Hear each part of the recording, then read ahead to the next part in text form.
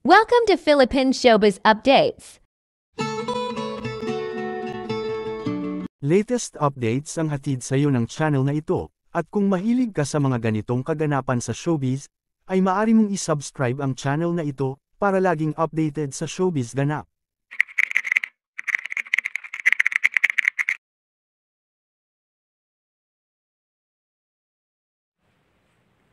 Naganap ang taping sa isang farm sa Pampanga para sa What's Wrong with Secretary Kim, at mainit ang pagtanggap ng may-ari ng farm sa kanila. Nagpapasalamat ang cast at staff sa masiglang welcome ng may-ari. Samantala, kilig overload din ang hatid ng Kim Pao sa kanilang off-cam ganap, kung saan napaka-gentleman ni Paolo kay Kim Chiu.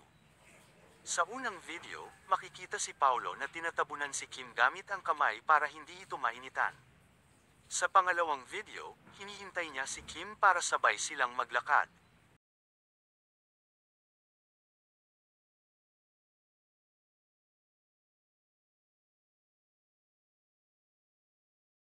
At sa isa pang kuha, pinapauna ni Paolo si Kim pumasok sa sasakyan.